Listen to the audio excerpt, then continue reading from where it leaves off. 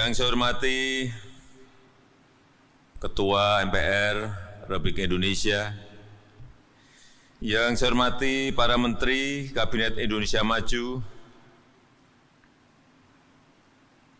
Tadi saya hitung, ini Menteri yang hadir di Rapimnas Kadin ini berapa orang? 10 Menteri yang hadir.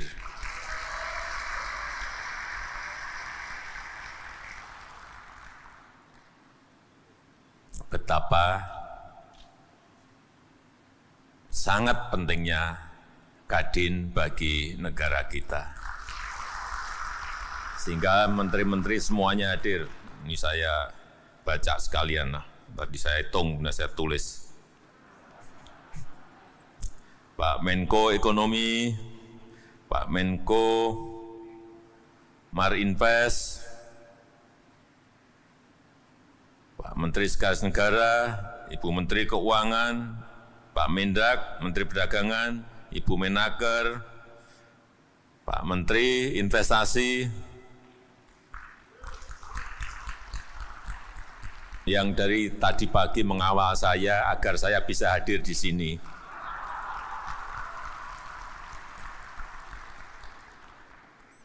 Sampai di dalam mobil pun Pak Menteri satu mobil dan betul-betul nggak tahu takutnya saya belok kemana, nggak ngerti juga saya. Tapi dikawal betul.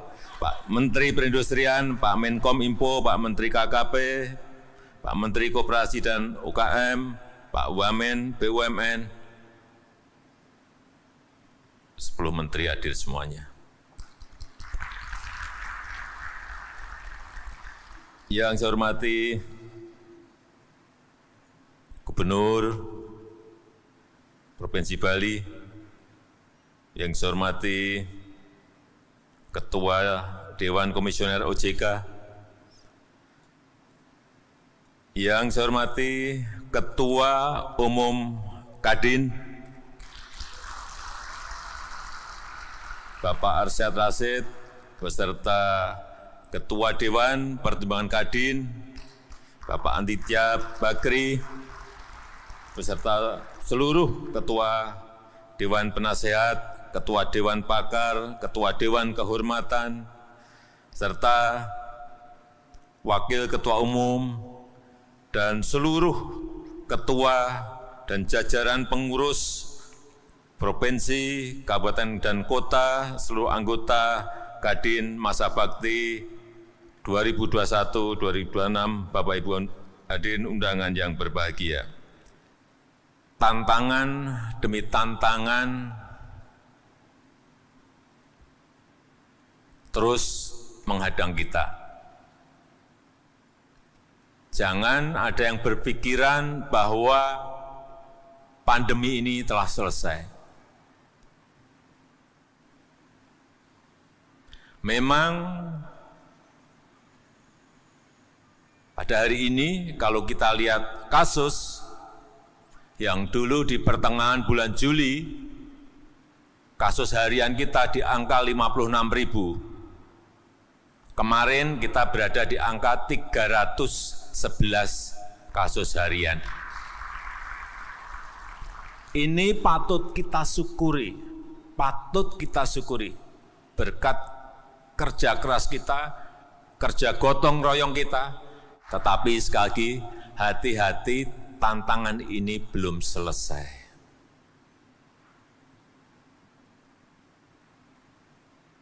Ada 29 negara yang sudah kemasukan yang namanya varian Omikron. Tadi pagi, informasi lagi, Singapura sudah masuk, negara paling dekat kita. Yang ini, meskipun masih dalam penelitian yang cepat, penularannya bisa 5 kali lipat lebih menular dibanding yang varian Delta yang kecepatannya juga sangat cepat sekali. Ini pun juga bisa menembus dari imunitas yang telah kita miliki.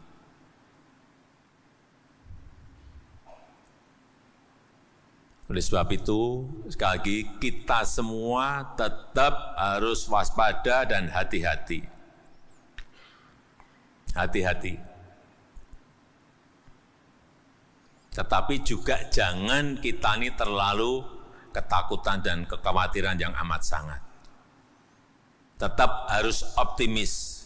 Apalagi di tahun 2022 kita harus optimis bahwa ekonomi kita bisa bangkit di atas 5%. Tapi yang banyak yang tidak kita hitung, yang tidak kita duga, ternyata bahwa pandemi ini berimbas kemana-mana, berdampak kemana-mana.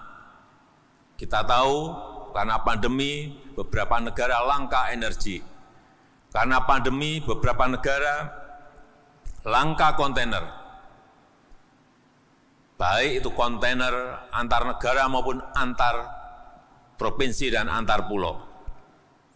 Karena pandemi juga yang tidak kita perkirakan inflasi beberapa negara sudah naik demikian tinggi. Dan karena inflasi juga beberapa hari terakhir ini sudah mulai kedengaran beberapa negara ada kenaikan harga produsen yang akhirnya nanti akan berimbas kepada kenaikan harga konsumen. Ini saling kompleksitas masalah semakin melebar kemana-mana. Sehingga memang kita harus menyiapkan rencana antisipasi dan geraknya harus kita lebih cepat dari biasanya. Karena ketidakpastian ekonomi global semakin melebar kemana-mana. Kompleksitas masalahnya juga melebar kemana-mana. Karena memang kunci dari pertumbuhan ekonomi global, ekonomi negara kita, kuncinya hanya ada satu. Bagaimana kita bisa mengendalikan pandemi seperti sekarang ini. Hanya itu. Yang lain-lain nanti pasti mengikuti. Dan investasi merupakan motor penggerak ekonomi kita. Baik itu investasi usaha dari usaha mikro, usaha kecil, usaha menengah, usaha besar, semuanya sangat penting saat ini. Target investasi tahun 2021 900 triliun. Kelihatannya tercapai. Tahun 2022, karena saya lihat menterinya muda dan sangat lincah, naikkan menjadi 1.200 triliun. Dan sekarang ini posisi investasi di Jawa dan luar Jawa itu sekarang menjadi sudah lebih banyak di luar Jawa. Ini sangat baik sekali. Di Jawa 48%, di luar Jawa sudah 52%. Ini sangat baik sekali. Artinya tidak Jawa sentris tetapi sudah mulai ke Indonesia sentris. Ini yang terus akan kita dorong. Dan dalam Rapim ini juga perlu saya sampaikan, ini tadi saya baru saja meminta kepada Bu Menteri Keuangan, ini yang biasanya saya pakai, saya lihat ekonomi kita ini seperti apa sih. Pajak sampai hari ini sudah masuk 77,5%. PNBP sudah masuk 107%, sudah melebihi, sudah. Artinya apa? Penerimaan pajak tumbuh 15,3%. Sangat bagus sekali. Pada tahun lalu kita terkontraksi minus 18,8%. Dari minus 18,8 sekarang tumbuh 15,3. Ini patut kita syukuri.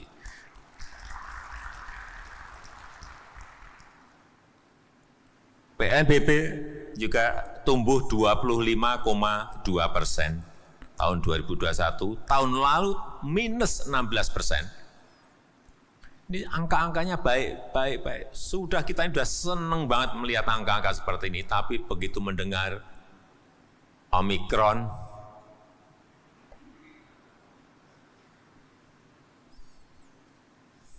ya menahan nafas sedikit. Meskipun sekali lagi tidak perlu khawatir yang amat sangat, karena ini akan mempengaruhi kalau Bapak Ibu dan saudara-saudara kekhawatirannya amat sangat. Pada kesempatan yang baik ini saya ingin titip pada Kadin. Yang pertama, kita ini nanti mulai hari kemarin kita akan sudah memegang sebuah kepercayaan dan kehormatan menjadi presidensi G20, keketuaan G20, dan akan ada 150 pertemuan, meeting dalam rangka G20 ini dengan semua negara.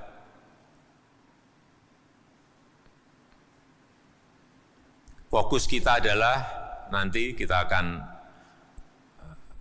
fokuskan di G20 ini adalah satu, urusan arsitektur kesehatan global, yang kedua mengenai transisi energi menuju energi yang hijau dan berkelanjutan, kemudian yang ketiga mengenai digitalisasi. Jadi digitalisasi, transisi energi dan ekonomi hijau, kemudian arsitektur kesehatan. Karena memang bandul ekonomi dunia ini sudah mulai bergerak ke arah ekonomi hijau. Kita pun harus cepat menyesuaikan. Kalau tidak, kalau misalnya nanti suatu titik, entah 2 tahun lagi, entah 3 tahun lagi, atau 5 tahun lagi, Eropa misalnya hanya menerima produk-produk hijau yang dihasilkan dari renewable energy, dan kita belum siap, bagaimana kita mau mengekspor barang-barang kita. Begitu mereka mulai, negara lain pasti juga akan memulai. Oleh sebab itu secepatnya kita harus mulai menggeser arah ekonomi kita sesuai dengan yang tadi akan kita bicarakan di G20.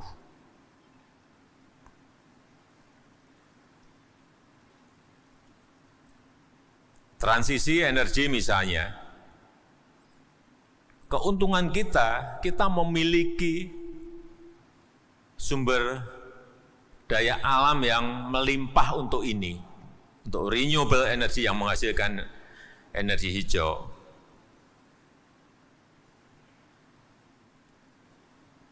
Misalnya hydropower, kita memiliki 4.400 sungai. Nggak ada negara di dunia yang memiliki kekayaan sungai sebanyak negara kita Indonesia. 2 sungai saja, Sungai Mamberamo di Papua, Sungai Kayan di Kalimantan Utara. Di Mamberamo itu kira-kira bisa menghasilkan 24.000 megawatt.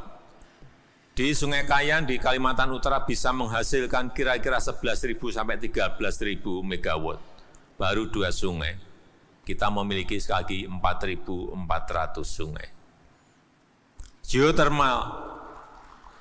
Geotermal belum diapa-apain.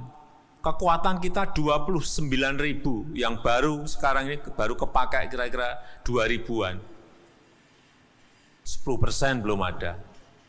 Inilah saya kira kesempatan-kesempatan yang kita miliki sehingga dalam rangka kompetisi bersaing dengan negara-negara lain, kita memiliki kekuatan-kekuatan itu yang lama tidak kita sadari. Oleh sebab itu,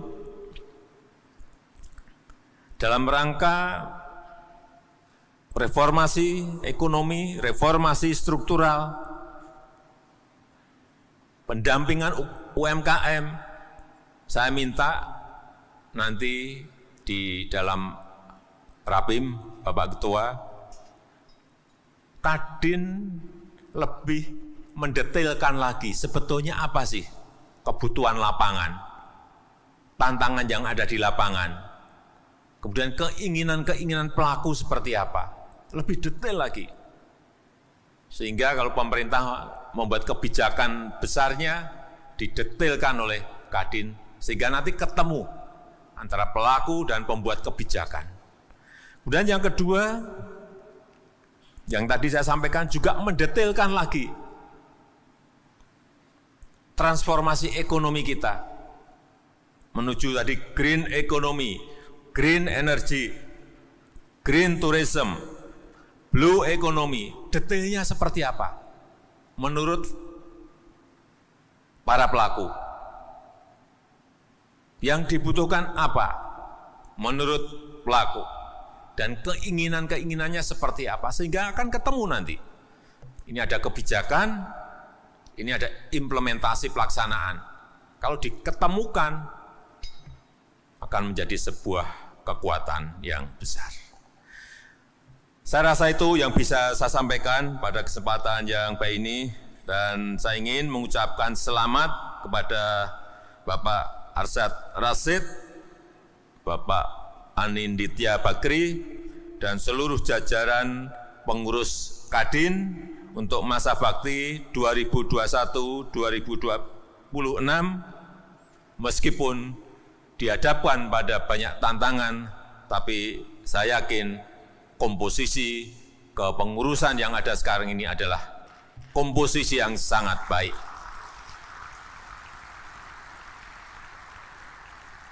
Dan dengan mengucap Bismillahirrahmanirrahim, pada sore hari ini secara resmi saya buka rapat pimpinan nasional Kamar Dagang dan Industri 2021. Terima kasih. Wassalamualaikum warahmatullahi wabarakatuh. Om Santi.